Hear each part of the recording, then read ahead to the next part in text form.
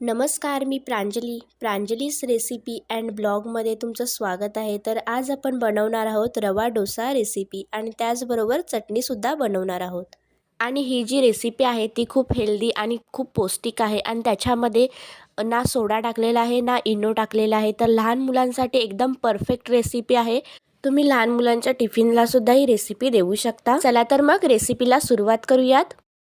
इथे एका बाउलमध्ये मी 2 वाटी बारीक रवा घेतलेला आहे. तुमच्याकडे जाड रवा असेल तर तुम्ही तो मिक्सरला लावून घेऊ शकता.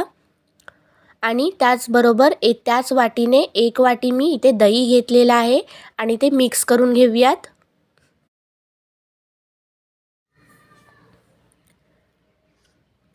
त्यानंतर इथे मी अर्धी वाटी तांदळाचं पीठ घेतलेलं आहे, छान असं कोटिंग येण्यासाठी डोशाला. आणि चवीनुसार मीठ घेतलेलं आहे. आणि 1 वाटी इथे मी आधी पाणी घालणार आहे. थोडं थोडं आपण पाणी घालून घेऊयात. एकदाच पाणी घालायचं नाही आहे, नाहीतर बॅटर आपलं पातळ होऊ शकतो.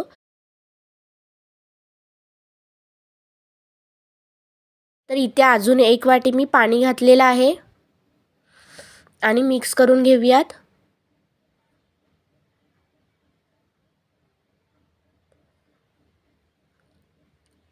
बघू शकता अशा पद्धतीने छान असे गुटली त्याची काढून घ्यायची आहे, फोडून घ्यायचे आहेत.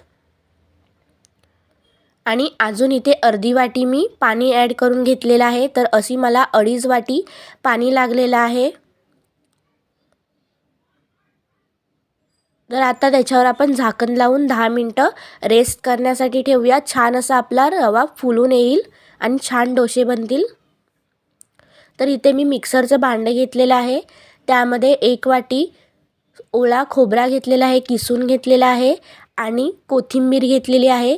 कोथिंबीर तुम्ही तुमच्या आवडीनुसार घेऊ शकता, कमी जास्त करू शकता. आणि 5 हिरव्या मिरच्या घेतलेल्या आहेत, बारीक मिरच्या आहेत, छोट्या साईजच्या मिरच्या आहेत. आणि फुटाण्याची डाळ घेतलेली आहे. आणि चवीनुसार मीठ घेतलेलं आहे. आणि इथे मी चिंच घेतलेला आहे, चिंचेचा छोटा तुकडा घेतलेला आहे. पाणी घेतलेलं आहे. तर आता मिक्सरला लावून घेऊयात आपण. तर बघू शकता इथे मी मिक्सरला लावून घेतलेलं आहे.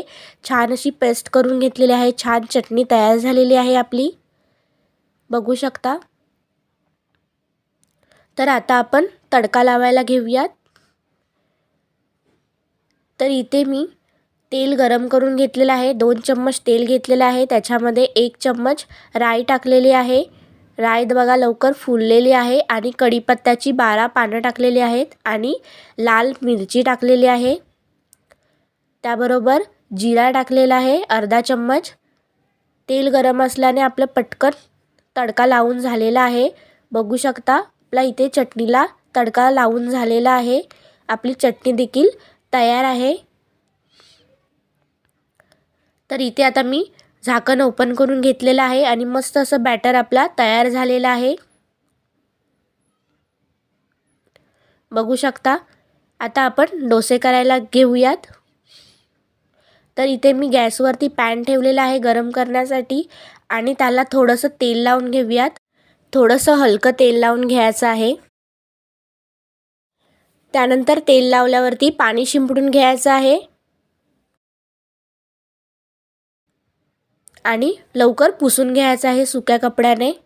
एकदम मस्त डोसे होतात अशा पद्धतीने डोसे केलेत तर. आणि पटकन असं आपण बॅटर घालून घेऊयात आणि असं फिरवून घ्यायचं आहे. मधल्या साईडने एकदम साईडने असं फिरवून घ्यायचं आहे.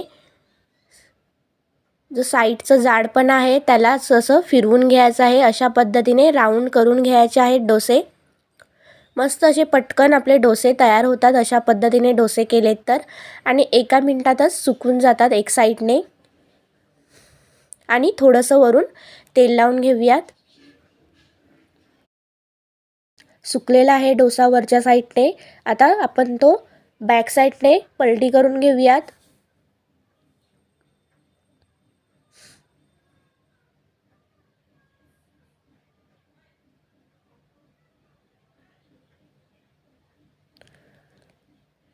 बघू शकता अगदी मस्त असा गोल्डन कलर आलेला आहे.